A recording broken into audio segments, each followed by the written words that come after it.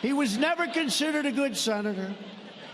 He was only a good vice president because he understood how to kiss Barack Obama's ass.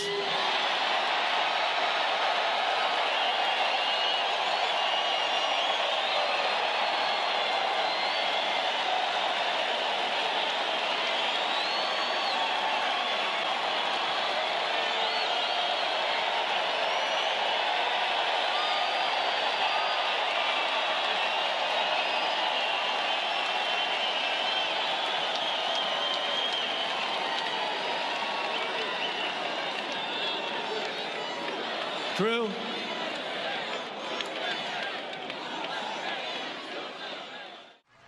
As you may know, there's another big gathering taking place tonight in Washington, D.C. Did you hear about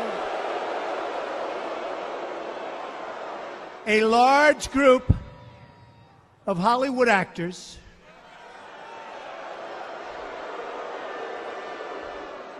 and Washington media are consoling each other in a hotel ballroom in our nation's capital right now.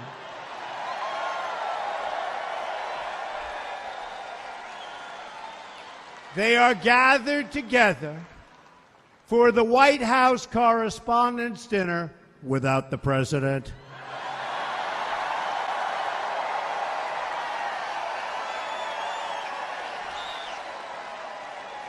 And I could not possibly be more thrilled than to be more than 100 miles away from Washington Swamp,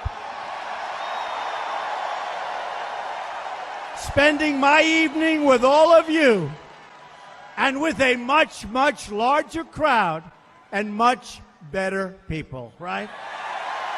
Right?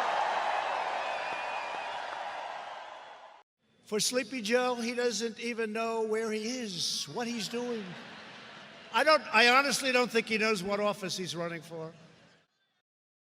I thought he gave up the presidency the other day because he said he's running for the Senate. But he's not going to be running it. Other people are going to. They're going to put him into a home, and other people are going to be running the country. And they're going to be super left radical crazies. They're going to be super left radical crazy. Joe's going to be in a home. He'll be watching television. Everything will be just fine. But, you know, we're really, and for us, we're not really even into political season, right? And we're getting crowds like this. We were all over the last couple of weeks.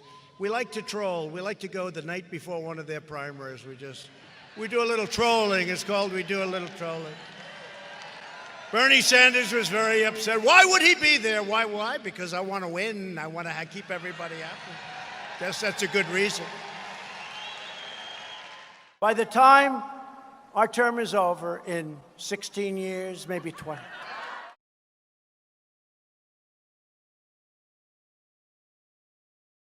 African-American population was treated very badly by Biden.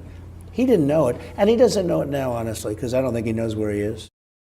No, I don't see Joe Biden as a threat. No, I don't see him as a threat. I think he's only a threat to himself.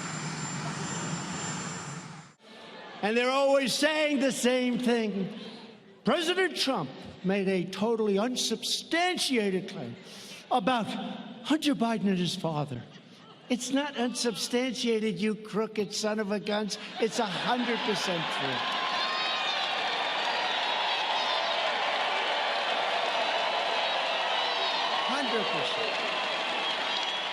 Here's Hunter being examined by Sleepy Eyes Chuck Todd or some of these people.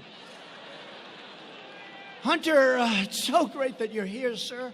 Hunter, I know they're giving you approximately $168,000 a month. I hear they paid you a big check of $3 million. I just want to speak on behalf of NBC, who's absolutely one of the worst. I just want to tell you, Hunter, I just want to tell you, I couldn't be happier for you and your family. And I know you don't know anything about energy, and I know it's an energy company, but I think they made a great deal, Hunter. And then they fly to China. And I'm dealing with people right now, they're tough as hell, those Chinese negotiators. And Hunter, who's not too smart, Hunter. He goes in, he has a meeting, he walks out in his fund with 1.5 billion, with a B, $1.5 billion.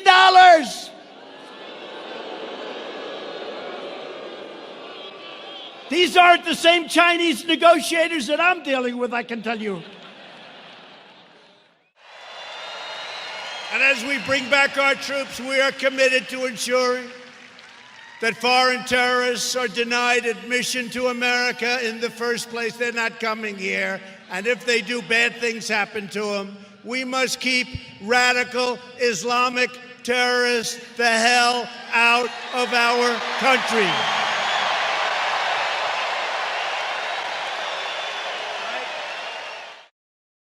Many Americans are saying the exact same thing about you, that you should have warned them the virus was spreading like wildfire through the month of February instead of holding rallies with thousands of people.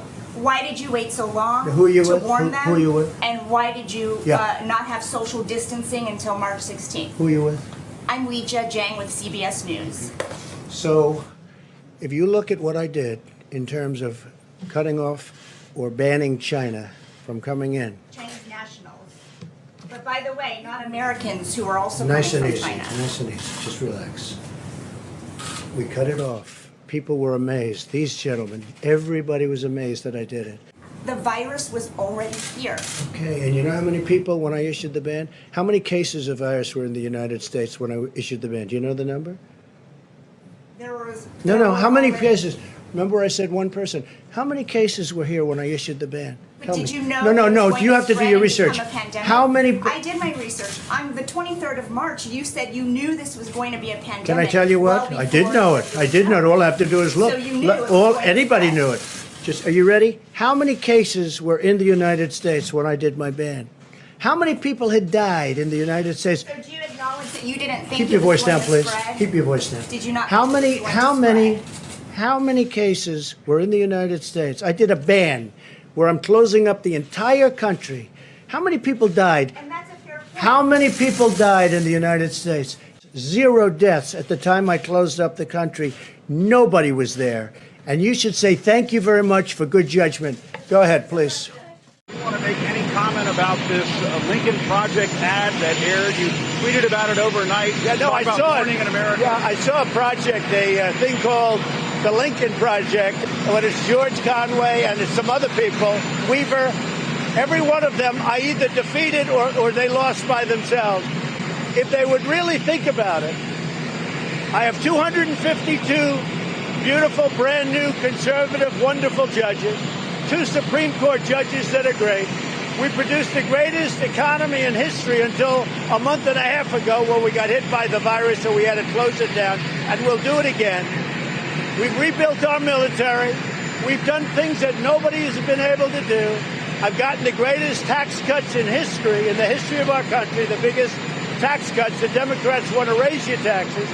I've gotten regulation cuts, the biggest in the history of our country, no matter how long a president served.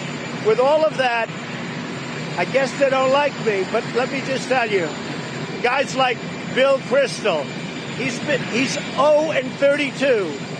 George Conway, you take a look at him. Just take a look at that guy. The man's a stone-cold loser. So they should not call it the Lincoln Project. It's not fair to Abraham Lincoln, a great president. They should call it the Losers Project. Okay, thanks.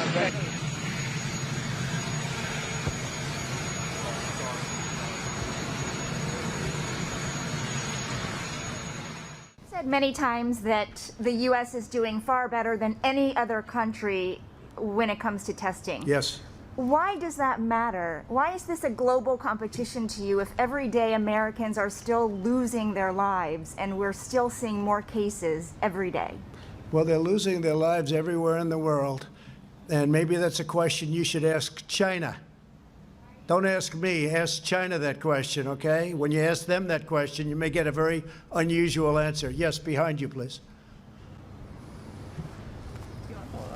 Sir, why are you saying that to me specifically?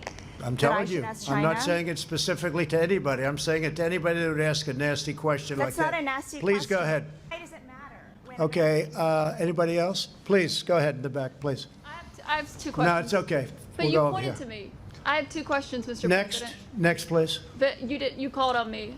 I did, and you didn't respond, and now I'm calling on Sorry, I just the wanted young to, lady in the back, please. I just wanted to let my colleague Okay. finish. But can I ask you a Ladies and question, gentlemen, please? thank you very much. Appreciate But it. you called Thank you on- very much.